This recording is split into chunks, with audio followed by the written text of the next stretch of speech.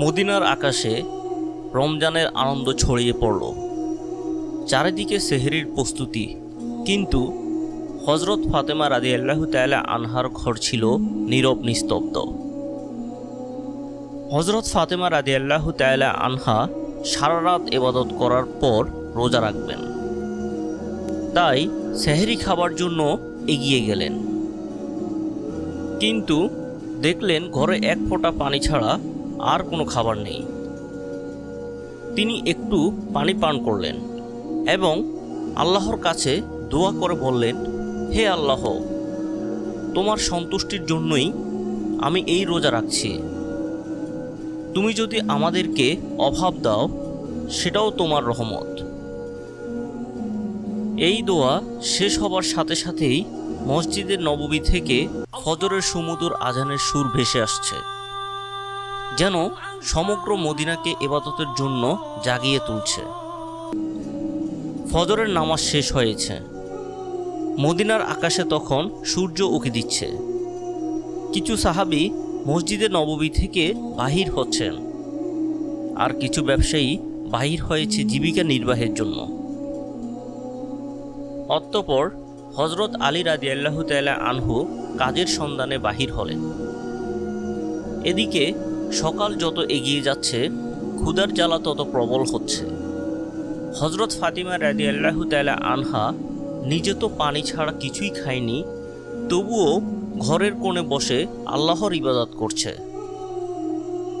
এমন সময় ছোট্ট হাসান হুসাইন রাদিয়াল্লাহু তাআলা আনহু ধীরে ধীরে মা ফাতেমার কাছে আসলো এবং কোমল কণ্ঠে বলল, আম্মাজান, আমাদের প্রচণ্ড ক্ষুধা লেগেছে, আমাদের কিছু খেতে দিন। ক্ষুধার জ্বালা আর সহ্য করতে পারছি না। এই কথা শুনে হজরত ফাতিমা রাদিয়াল্লাহু তাআলা আনহার চোখের কোণায় পানি চলে আসলো। হৃদয়টা যেন হাহাকার হয়ে উঠল। তিনি কিছুই বলতে পারছে না। তবুও হাসি মুখে তাদের বললেন, বাবা, এই জীবন তো পরীক্ষা মাত্র। বাবা, একটু অপেক্ষা করো, ইনশাল্লাহ তোমার আব্বাজান কিছু খাবার নিয়ে আসবেন। এটা শুনে শিশু হাসান এবং হুসাইন রাদিয়াল্লাহু তাআলা আনহু আনন্দিত হয়ে সেখান থেকে চলে গেলেন। কিন্তু তিনি নিজেও ইফতারের অপেক্ষায় আছে। তার নিজের প্রচণ্ড ক্ষুধা লেগেছে, মাথাটা হালকা ঝিমঝিম করছে। তখন তিনি আল্লাহর কাছে দোয়া করে বললেন, হে আল্লাহ, তুমি আমাদের রিজিক দাতা। আল্লাহ গো, তুমি আমাদের রিজিক দাও। তুমি আমাদের সন্তানদের কষ্ট সহ্য করার শক্তি দাও। তুমি আমাদের ঈমান দৃঢ় রাখো। এই কঠিন পরীক্ষার মাঝেও তার হৃদয়ে কোনো বিদ্রোহ নেই, কোনো হতাশা নেই, আছে শুধু ধৈর্য আর তাওয়াক্কুল। এদিকে হজরত আলী রাদিয়াল্লাহু তাআলা আনহু তখনও কাজের সন্ধান পেলেন না। সূর্য ধীরে ধীরে মধ্য আকাশে উঠে এসেছে। উত্তপ্ত রোদ ও গরমের তীব্রতা মদিনার মাটিকে ঝলসে দিচ্ছে। কিন্তু বাড়ির কথা ভাবতেই হজরত আলী রাদিয়াল্লাহু তাআলা আনহুর চোখে পানি চলে আসলো। অবশেষে হজরত আলী রাদিয়াল্লাহু তাআলা আনহু এক সাহাবীর বাড়িতে গেলেন এবং সালাম দিয়ে বললেন, ভাই, আমাদের বাড়িতে কোনো খাবার নেই, কোনো কাজের সন্ধান দিতে পারবেন? তখন সাহাবী বলল, ইয়া আলী, আল্লাহর কসম, আমি যদি কিছু পেতাম তাহলে নিশ্চয়ই তোমার জন্য রাখতাম, কিন্তু আমার ঘরেও কয়েকদিন চুলায় আগুন জ্বলেনি, আমিও না খেয়ে আছি। এই কথা শুনে হজরত আলী রাদিয়াল্লাহু তাআলা আনহু স্তব্ধ হয়ে গেল। তখন তিনি সান্ত্বনা দিয়ে বললেন, নিশ্চয় আল্লাহ তাআলা কোনো না কোনো ব্যবস্থা করবেন। অতঃপর হজরত আলী রাদিয়াল্লাহু তাআলা আনহু আবারও কাজের সন্ধানে বাহির হলেন। কিছু দূর যাবার পর মনে মনে ভাবল, শহরের শেষ প্রান্তে একজন ধনী ব্যবসায়ী বাস করে, তার কাছে গেলে কেমন হয়, হয়তোবা কোনো কাজের ব্যবস্থা হতে পারে। এই চিন্তা করে সে ধনী ব্যবসায়ীর বাড়ির দিকে যেতে লাগলেন। এদিকে হজরত ফাতেমা রাদিয়াল্লাহু তাআলা আনহা দরজায় দাঁড়িয়ে হজরত আলী রাদিয়াল্লাহু তাআলা আনহুর বাড়ি ফেরার অপেক্ষায় করুণ নয়নে চেয়ে আছে। ঠিক তখনই শিশু হাসান ও হোসাইন রাদিয়াল্লাহু তাআলা আনহু ক্ষুধার জ্বালা সহ্য করতে না পেরে তার কাছে এসে কোমল কণ্ঠে ফিসফিস করে বলল, আম্মাজান, আব্বাজান কখন বাড়ি আসবে? এই কথা শুনে হজরত ফাতিমা রাদিয়াল্লাহু তাআলা আনহার বুক ফেটে যেতে লাগলো। চোখের কোণে অশ্রু ছিকছিক করতে লাগলো। তবুও তিনি তাদের সান্ত্বনা দিয়ে বললেন, বাবা, একটু ধৈর্য ধরো, নিশ্চয়ই আল্লাহ আমাদের সাহায্য করবেন। অতঃপর হজরত আলী রাদিয়াল্লাহু তাআলা আনহু সেই ধনী ব্যবসায়ীর বাড়ি গিয়ে সালাম দিয়ে বললেন, ভাই, আপনার কাছে কোনো কাজ আছে? আমি কাজ করতে চাই। এই ধনী ব্যবসায়ী কিছুক্ষণ চুপ থাকার পর বললেন, হ্যাঁ, আমার খেজুর বাগানে কিছু কাজ আছে। তুমি সেখানে কয়েক ঘন্টা কাজ করতে পারো, কিন্তু আমার একটা শর্ত আছে।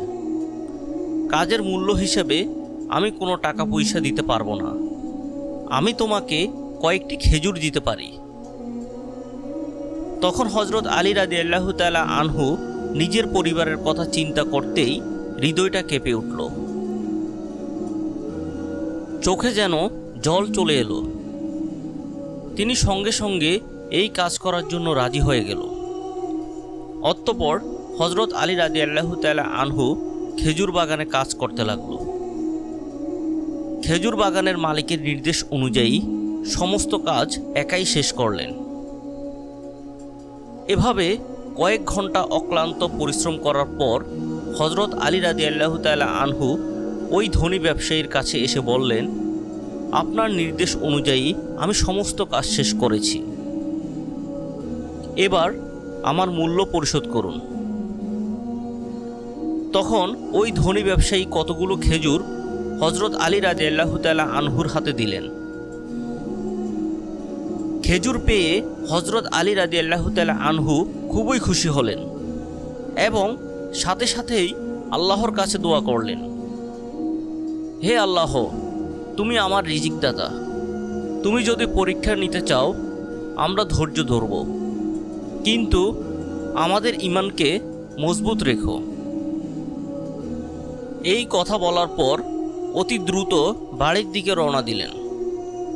অতঃপর হজরত আলী রাদিয়াল্লাহু তাআলা আনহু যখন প্রায় বাড়ির কাছাকাছি চলে আসলো, তখন মদিনার আকাশ গাঢ় লালচে রং ধারণ করেছে। সূর্য পশ্চিম দিগন্তে হেলে পড়ছে। চারিদিকে ইফতারের প্রস্তুতি চলছে। ঠিক তখনই হজরত আলী রাদিয়াল্লাহু তাআলা আনহু ক্লান্ত শরীরে বাড়িতে প্রবেশ করলেন। আর সাথে সাথেই দূর থেকে মসজিদে নববীর সুমধুর আজানের ধ্বনি ভেসে আসতে লাগলো।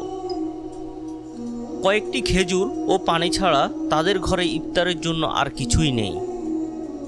তবুও সেই ঘর যেন আল্লাহর রহমতে ভরে গেল। সবাই ইফতারের জন্য একসাথে বসল। হজরত হাসান ও হুসাইন রাদিয়াল্লাহু তাআলা আনহুকে দুটি করে খেজুর দিল। হজরত আলী রাদিয়াল্লাহু তাআলা আনহু দুটি খেজুর এবং হজরত ফাতেমা রাদিয়াল্লাহু তাআলা আনহা দুটি খেজুর নিল। ইফতার করবেন ঠিক এমন সময় একজন ভিক্ষুক বাইরে দাঁড়িয়ে আওয়াজ করে বলতে লাগলো, মা, সারাদিন কিছুই খাইনি, ক্ষুধার যন্ত্রণা আর সহ্য করতে পারছি না, দয়া করে আমাকে কিছু খাবার দিন। হজরত ফাতেমা রাদিয়াল্লাহু তাআলা আনহার হৃদয় ছিল কোমল, অন্তর ছিল দয়ার। তাই তিনি নিজের কথা না ভেবেই বললেন, হে আমার প্রাণের স্বামী, ইফতারের খাবারটুকুই ভিক্ষুককে দিন। হজরত আলী রাদিয়াল্লাহু তাআলা আনহা বললেন, হে ফাতেমা, তুমি কি খেয়ে ইফতার করবে? তখন ফাতেমা রাদিয়াল্লাহু তাআলা আনহা বললেন, আমি শুধুমাত্র পানি পান করেই ইফতার করব। হজরত আলী রাদিয়াল্লাহু তাআলা আনহু অবাক হলেন, আর কিছুই বললেন না। সেই খাবারটুকু ভিক্ষুককে দিয়ে দিলেন এবং তিনি দোয়া করলেন, হে আল্লাহ, হে আমার রব, আমাদের এই ত্যাগ তুমি কবুল করে নিও। পরের দিন রোজা রাখার জন্য হজরত ফাতেমা রাদিয়াল্লাহু তাআলা আনহা শুধু পানি পান করলেন। অতঃপর পরের দিন সকালবেলা হজরত আলী রাদিয়াল্লাহু তাআলা আনহু ইফতারের জন্য কিছু আটা সংগ্রহ করে বাড়ি আনলেন। তখন হজরত ফাতিমা রাদিয়াল্লাহু তাআলা আনহা সেই আটা দিয়ে কয়েকটি রুটি বানালেন। এভাবেই সারাদিন যখন অতিক্রম হয়ে ইফতারের সময় চলে আসলো, তখন চারিদিকে ইফতারের প্রস্তুতির খুশির আমেজ। কিন্তু হজরত ফাতেমা রাদিয়াল্লাহু তাআলা আনহার ঘর নীরব নিস্তব্ধ। তিনিও রোজা রেখেছিলেন, কিন্তু সামান্য কয়েকটা রুটি আর পানি ছাড়া ঘরে আর কিছুই নেই। কষ্ট, অভাব, তবুও ধৈর্যের এক অপূর্ব সৌন্দর্য ফুটে উঠেছিল সেই ঘরে। ছোট্ট হাসান ও হুসাইন রাদিয়াল্লাহু তাআলা আনহু, হজরত আলী রাদিয়াল্লাহু তাআলা আনহু সবাই বাড়িতে ফিরে আসতে লাগলেন। ইফতারের সময় হয়ে গেছে, সবাই একসাথে বসে ইফতার করবে। সবাইকে মাত্র 2টি করে রুটি দিলেন। খেতে যাবে এমন সময় আবারও বাইরে থেকে এক করুণ কণ্ঠ ভেসে আসলো, ইয়া আহলুল বায়াত, আমি 3 দিন ধরে অভুক্ত। আমি শুনেছি তোমরা আল্লাহর পথে দানশীল। যদি কিছু খাবার থাকে আমাকে দেবে? ক্ষুধার যন্ত্রণা সহ্য করতে পারছি না। হজরত ফাতিমা রাদিয়াল্লাহু তাআলা আনহা ছিলেন অত্যন্ত দানশীল। তাই তিনি হজরত আলী রাদিয়াল্লাহু তাআলা আনহুকে বললেন, হে আমার প্রিয় স্বামী, এই ভিক্ষুককে রুটিগুলো দান করে আসুন। তিনি বললেন, হে ফাতেমা, তুমি খাবে না? হজরত ফাতেমা রাদিয়াল্লাহু তাআলা আনহু বললেন, আমার যদি ক্ষুধা লাগে তবে সেও তো ক্ষুধার কষ্টে কাতরাচ্ছে। আমরা তো দুনিয়ার সুখের জন্য সৃষ্টি হইনি, আমাদের তো আল্লাহর সন্তুষ্টি অর্জন করাই একমাত্র উদ্দেশ্য। তখন হজরত আলী রাদিয়াল্লাহু তাআলা আনহু দেখলেন মা ফাতেমার হাতে শুধুমাত্র পানি ছাড়া আর কিছুই নেই। তিনি সেই ভিক্ষুককে রুটিগুলো দিয়ে আসলেন। মনে মনে বলতে লাগলেন, হে ফাতেমা, তুমি কি জানো তুমি কেমন পরীক্ষা দিচ্ছ? নিজে না খেয়ে অপরকে খাওয়ালে নিশ্চয় আল্লাহ তোমার এই দান কবুল করবে। ঠিক ওই সময় আল্লাহ রাব্বুল আলামিন হযরত জিব্রাইল আলাইহিস সালামকে হুকুম করলেন, জিব্রাইল, তুমি যাও। আমার প্রিয় হাবিব মুহাম্মদের প্রিয় কন্যা ফাতেমা যেভাবে ত্যাগ, ধৈর্য, কঠিন পরীক্ষা দিয়েছে তা অতুলনীয়।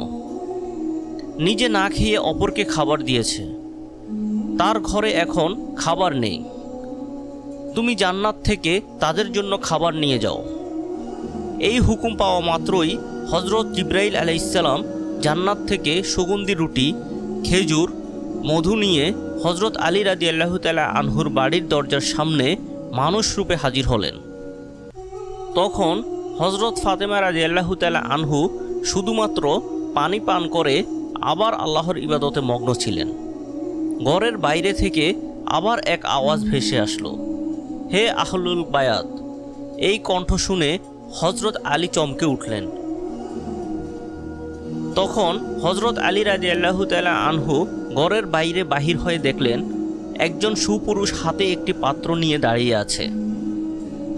তিনি জিজ্ঞেস করলেন, আপনি কে? অপর দিক থেকে উত্তর এলো, আমি আল্লাহর পক্ষ থেকে প্রেরিত একজন দাস। তোমরা যেভাবে তোমাদের ক্ষুধা সহ্য করে অন্যের মুখে খাবার তুলে দিয়েছ, আল্লাহ তোমাদের জন্য জান্নাতের রিজিক পাঠিয়েছেন।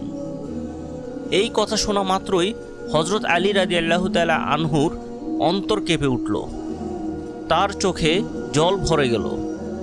অতঃপর জিব্রাইল আলাইহিস সালাম খাবারগুলো দিয়ে সেখান থেকে বিদায় নিলেন। তখন হজরত আলী রাদিয়াল্লাহু তাআলা আনহু খাবারগুলি নিয়ে ঘরে প্রবেশ করলেন এবং বললেন, হে ফাতেমা, দেখো দেখো দেখো, আমাদের রব কত মহান, আমাদের জন্য জান্নাত থেকে রিজিক পাঠিয়েছেন। এই কথা শুনে হজরত ফাতিমা রাদিয়াল্লাহু তাআলা আনহা ধীরে ধীরে সেখানে এলেন। এগুলি দেখে বিস্ময় হতবাক হয়ে গেলেন। এক মধুময় নয়নে ওই পাত্রের দিকে তাকিয়ে রইলেন আর মনে মনে ভাবতে লাগলেন, হে আল্লাহ, তুমি কতই না মহান। তিনি বুঝতে পারলেন এটি কোনো সাধারণ খাবার নয়। এত সুগন্ধি রুটি, মধু, খেজুর, এত জান্নাতের খাবার। এদিকে শিশু হাসান এবং হুসাইন রাদিয়াল্লাহু তাআলা আনহু সেখানে এসে বললেন, আম্মাজান, এই খাবারগুলো কাদের এবং কোথা থেকে এসেছে? তখন হযরত ফাতেমা রাদিয়াল্লাহু তাআলা আনহা তাদেরকে বললেন, বাবা, খাবারগুলো আমাদের। মহান আল্লাহ রাব্বুল আলামিন আমাদের জন্য জান্নাত থেকে খাবার পাঠিয়েছেন। হযরত হাসান এবং হুসাইন রাদিয়াল্লাহু তাআলা আনহু বললেন, আম্মাজান, এটা কি সত্যি? তিনি বললেন, বাবা, এটা সত্যি, এটা আল্লাহর রহমত। সেই সময় হযরত ফাতিমা রাদিয়াল্লাহু তাআলা আনহার চোখে জল টলমল করছিল। তখন তারা সবাই আল্লাহর শুকরিয়া আদায় করলেন। খাবার মুখে দেওয়ার পরেই তাদের চোখ থেকে অশ্রু ঝরে পড়ল। এই খাবার ছিল আল্লাহর ভালোবাসার প্রমাণ। অতঃপর পরের দিন সকাল থেকে সমগ্র মদিনার অলিতে গলিতে এই খবর প্রকাশ হয়ে গেল যে হযরত ফাতিমা রাদিয়াল্লাহু তাআলা আনহার ঘরে আল্লাহর পক্ষ থেকে জান্নাত থেকে খাবার এসেছে। এমনকি স্বয়ং রাসূল সাল্লাল্লাহু আলাইহি ওয়াসাল্লামও জানতে পারলেন। এই খবরটি পেয়ে অনেকেই অবাক হলেন, অনেকে আনন্দিত হলেন, আবার অনেকের ঈমান আরও মজবুত হলো। কিন্তু অন্যদিকে অনেক মুনাফিক যারা সন্দেহপ্রবণ ছিল, তাদের এই কথাটি কোনো মতেই বিশ্বাস হচ্ছিল না। তাদের মধ্য থেকে একজন একদল লোকের কাছে গিয়ে বলল, তোমরা কি সত্যিই বিশ্বাস করো যে জান্নাত থেকে খাবার আসতে পারে? তখন ওই লোকগুলো বলল, আল্লাহ তাআলা চাইলে সব কিছুই সম্ভব, কিন্তু শুধুমাত্র ফাতেমার জন্য কেন জান্নাত থেকে খাবার আসবে? এসব সন্দেহপ্রবণ কথা ধীরে ধীরে মদিনার অলিতে গলিতে ছড়িয়ে পড়ল। যখন মুহাম্মদ সাল্লাল্লাহু আলাইহি ওয়াসাল্লামের কানে এই খবরটি পৌঁছালো, তখন তিনি সবার উদ্দেশ্য করে বললেন, হে মদিনাবাসী, তোমরা কি বিশ্বাস করো না যে আল্লাহ তার বান্দাদের জন্য অলৌকিক ব্যবস্থা করতে পারেন? যদি আল্লাহ মেরাজের রাতে আমাকে জান্নাতে নিয়ে যেতে পারেন, তবে তিনি কি আমার কন্যার জন্য জান্নাতের খাবার পাঠাতে পারেন না? আমার কন্যা ফাতেমা জান্নাতের নারীদের সর্দারিনী। আল্লাহ তাকে যে মর্যাদা দিয়েছেন তা অতুলনীয়। এই ঘটনা সেই মর্যাদার একটি নিদর্শন। অতঃপর হযরত মুহাম্মদ সাল্লাল্লাহু আলাইহি ওয়াসাল্লাম সূরা আত-তালাকের একটি আয়াত তেলাওয়াত করে শোনান, যার বাংলা অর্থ, যে ব্যক্তি তাকওয়ার পথে চলে আল্লাহ তাকে এমনভাবে রিজিক দান করেন যা সে কল্পনাও করতে পারে না। তখন সবাই নীরব হয়ে গেল। এই কথাগুলো শুনে সাহাবীরা আরও দৃঢ় ঈমান লাভ করলেন। যখন এই ঘটনা সমগ্র মদিনায় এক আলোড়ন সৃষ্টি করলেন, তখন মুনাফিক কাফেররা ক্রোধে ফেটে পড়ল। তাই তাদের অনুসারীদের ডেকে বলল, তোমরা কি দেখেছ মুহাম্মদের কন্যা এমন মর্যাদা পেয়েছে যা পৃথিবীর অন্য কেউ পায়নি? যদি এই ঘটনা আরও প্রচার হতে থাকে, তাহলে মানুষের ঈমান আরও শক্তিশালী হবে এবং আমাদের ষড়যন্ত্র ব্যর্থ হয়ে যাবে। তখন তাদের এক অনুসারী বলল, আমরা কি করতে পারি? তখন এই কাফির মুনাফিকরা বলল, মানুষের মনে সন্দেহ ঢুকিয়ে দাও। তোমরা বলবে, এ তো কেবল একটি গল্প, হয়তো ফাতেমা স্বপ্ন দেখেছেন। আরও বলবে, মুহাম্মদ শুধু তার কন্যার মর্যাদা বাড়ানোর জন্য এমন কথা বলেছেন। আমরা তো কখনোই জান্নাতের খাবার দেখিনি, হয়তো এটি একটি গল্প। এই কথা মতো পরের দিন থেকে কাফের মুনাফিকদের দল অলিতে গলিতে বাড়িতে বাড়িতে গিয়ে প্রচার করতে লাগলো যে এটি একটি মিথ্যা গল্প। এভাবেই প্রচার করতে করতে একদল সাহাবীদের কাছে গিয়ে বলল, শুনুন ভাইয়েরা, আপনাদেরকে বোকা বানানো হচ্ছে। এটি সত্য ঘটনা নয়, এটি মিথ্যা ঘটনা। তখন ওই সাহাবীরা বলল, যিনি আমাদের জন্য কোরআন অবতীর্ণ করেছেন তিনি কি জান্নাত থেকে খাবার পাঠাতে পারেন না? আর মুহাম্মদ সাল্লাল্লাহু আলাইহি ওয়াসাল্লাম তো আল্লাহর প্রিয় রাসূল, তিনি কখনোই মিথ্যা কথা বলেন না। অতএব তাদের ঈমানের কাছে ওই কাফেররা হেরে গেল। এভাবেই এই দণ্ড ধীরে ধীরে ছড়িয়ে পড়তে লাগলো।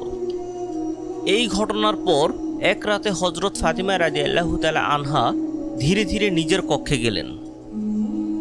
দীর্ঘ সময় আল্লাহর ইবাদত করলেন এবং চোখের পানি ঝরালেন। মনে মনে ভাবছেন, কেন আল্লাহ আমাকে এই অলৌকিক নিয়ামত দিলেন? আমার তো দুনিয়ার কিছু চাওয়ার নেই। আমার একমাত্র চাওয়া আল্লাহ যেন আমাদের সবাইকে জান্নাতে একসঙ্গে রাখেন। অতএব তিনি আল্লাহর কাছে দোয়া করে বললেন, হে আল্লাহ, তুমি আমাকে এমন সম্মানিত করেছ যার জন্য আমি যোগ্য নই। তুমি আমাকে জান্নাতের খাবার দিয়ে দেখিয়ে দিয়েছ যে দুনিয়ার অভাব কিছুই নয় যদি তুমি সন্তুষ্ট থাকো। আমি তোমারই, আমার সন্তানদের তুমি হেফাজত করো। আমার স্বামীকে তুমি বরকতময় করো। আর আমার আব্বাকে তুমি জান্নাতের সর্বোচ্চ স্তরে উত্তীর্ণ করো। অতঃপর পরদিন সকালে মদিনার চারিদিকে আলোড়ন সৃষ্টি হলো। তখন হযরত আবু বকর রাদিয়াল্লাহু তাআলা আনহু এবং হযরত ওমর রাদিয়াল্লাহু তাআলা আনহু এই অলৌকিক ঘটনা শোনার পর নবীজি সাল্লাল্লাহু আলাইহি ওয়াসাল্লামের কাছে ছুটে এলেন এবং বললেন, ইয়া রাসূলুল্লাহ, এই ঘটনা আমাদের জন্য এক বিরাট নিদর্শন। এটি আমাদের ঈমান আরও দৃঢ় করেছে। তখন হযরত ওমর রাদিয়াল্লাহু তাআলা আনহু বললেন, আমরা কি এই খাবারের কোনো অংশ দেখতে পারি? নবীজি সাল্লাল্লাহু আলাইহি ওয়াসাল্লাম হাসলেন এবং বললেন, হ্যাঁ ওমর, এটি এমন এক নিয়ামত যা শুধু আল্লাহ যাকে ইচ্ছে করে তাকেই দান করেন। কিন্তু এটি শুধু খাবারের ব্যাপার নয়, বরং এটি এক মহান শিক্ষা। এই কথা শুনে সাহাবীদের হৃদয় পুরো শান্তিতে ভরে গেল। অবশেষে হযরত মুহাম্মদ সাল্লাল্লাহু আলাইহি ওয়াসাল্লাম হযরত ফাতিমা রাদিয়াল্লাহু তাআলা আনহার বাড়িতে এলেন। তিনি জানতেন তার কন্যা ফাতেমা শুধু তার মেয়ে নয়, বরং তিনি ইসলামের এক মহান আদর্শ। রাসূল সাল্লাল্লাহু আলাইহি ওয়াসাল্লাম মৃদু হেসে বললেন, হে আমার কলিজার টুকরো ফাতেমা, তুমি জান্নাতের নারীদের নেত্রী, আর এই খাবার তোমার মর্যাদারই প্রমাণ। তখন হযরত ফাতিমা রাদিয়াল্লাহু তাআলা আনহা বিনয়ের সাথে মাথা নিচু করলেন এবং বললেন, ইয়া রাসূলুল্লাহ, আমি তো শুধুই একজন দুর্বল বান্দা। এই সম্মান একমাত্র আল্লাহর রহমতে। নবীজি সাল্লাল্লাহু আলাইহি ওয়াসাল্লাম সন্তুষ্টিতে বললেন, হ্যাঁ, কিন্তু আল্লাহ তার প্রিয় বান্দাদেরই এই রহমত দেন। তুমি ধৈর্য ধরেছ, তুমি তাকওয়ার পথ অবলম্বন করেছ, আর তাই তিনি তোমাকে জান্নাতের খাবার দ্বারা সম্মানিত করেছেন। এই মুহূর্তটি ছিল এক অপার্থিব প্রশান্তির মুহূর্ত।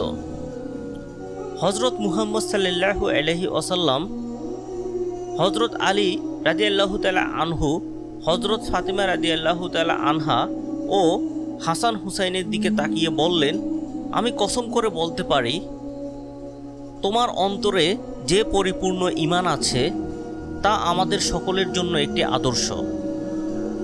হযরত ফাতিমা রাদিয়াল্লাহু তাআলা আনহা চোখের পানি মুছে মৃদু হেসে বললেন, আমরা সবাই একদিন জান্নাতে এই খাবারের স্বাদ উপভোগ করব ইনশাআল্লাহ।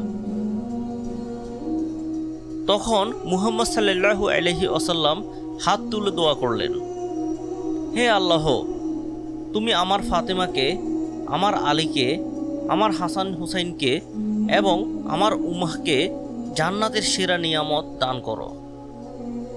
অতঃপর হযরত মুহাম্মদ সাল্লাল্লাহু আলাইহি ওয়াসাল্লাম সেখান থেকে চলে আসলেন। সেই সময় বনি সালিম গোত্রের এক লোক প্রিয় নবীজির মহাশত্রু ছিল। সে একাই নবী সাল্লাল্লাহু আলাইহি ওয়াসাল্লামের বাড়ির কাছে এসে বললেন, হে মুহাম্মদ, তুমি বাইরে এসো। তোমার গলা না কাটা পর্যন্ত আমার হাত স্থির হবে না। এমনই অমানবিক কথাবার্তা বলতে লাগলো।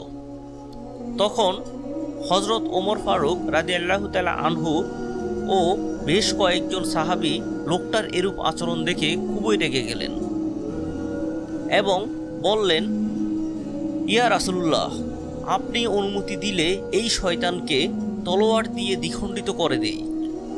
তখন নবী করিম সাল্লাল্লাহু আলাইহি ওয়াসাল্লাম ঘরের বাইরে এসে সাহাবীদেরকে বললেন, সাবধান, তোমরা ওকে কিছুই বলবে না, কেননা ও তো এটাই জানে না যে আল্লাহ কে, তার নবী কে এবং ইসলাম কি। যখন এগুলো বুঝতে পারবে তখন আর এইরূপ কথা মুখে উচ্চারণ করবে না। অতঃপর রাসূল সাল্লাল্লাহু আলাইহি ওয়াসাল্লাম ধীরে ধীরে লোকটির কাছে এসে অতি নম্র ভাষায় মিষ্টি সুরে বললেন, তুমি আমার উপর এমন রাগান্বিত হলে কেন? এই আসমান, জমিন, মানুষ, বিশ্বজগতের একমাত্র সৃষ্টিকর্তা যিনি, আমি তো শুধু তার কথাই বলি। আমি শুধু তার উপর ঈমান আনার জন্যই সবাইকে ডাকি। একমাত্র আল্লাহকে ভয় করো, যিনি অসীম ক্ষমতাশালী এবং সর্বশক্তিমান। তাই বলছি, গর্ব ও অহংকার আর ক্রোধ, হিংসা বাদ দিয়ে সেই মহান আল্লাহকে ভয় করো আর আযাবকে ভয় করো, নয়তো অত্যন্ত অসীমকাল কঠোর আযাব ভোগ করতে হবে। রাসূল সাল্লাল্লাহু আলাইহি ওয়াসাল্লাম এর মুখে এরূপ কথা শুনে, তার কোমল ব্যবহার দেখে লোকটি স্তব্ধ হয়ে গেল। কিছুক্ষণ চুপ থাকার পর হঠাৎ বলে উঠল, নিশ্চয় মুহাম্মদ সাল্লাল্লাহু আলাইহি ওয়াসাল্লাম আল্লাহর প্রেরিত রাসূল। আমি আপনার কথায় বিশ্বাস স্থাপন করে এক আল্লাহর উপর ঈমান আনলাম। এই কথা বলার পর সাথে সাথেই নবীজির হাতে হাত রেখে কলেমা পড়ে মুসলমান হয়ে গেল। তখন মুহাম্মদ সাল্লাল্লাহু আলাইহি ওয়াসাল্লাম সেই ব্যক্তিকে ঘরের মধ্যে নিয়ে গেলেন।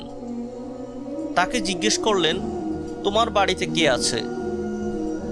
তুমি কিভাবে খাও এবং কিভাবে চলাফেরা করো? নানান প্রশ্ন করল। তখন লোকটি বলল, ইয়া রাসূলুল্লাহ, আমি হলাম বনি সালিম গোত্রের সবচেয়ে বেশি গরিব মানুষ। দিন মজুরি করে কোনো রকম সংসার চালাই, অধিকাংশ সময় না খেয়েই থাকি।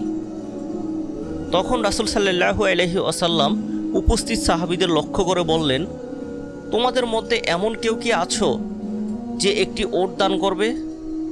সঙ্গে সঙ্গে হযরত আব্দুল্লাহ ইবনে আব্বাস রাদিয়াল্লাহু তাআলা আনহু বললেন, ইয়া রাসূলুল্লাহ, আমার মাত্র একটি ওট আছে, আমি সেইটি দান করলাম।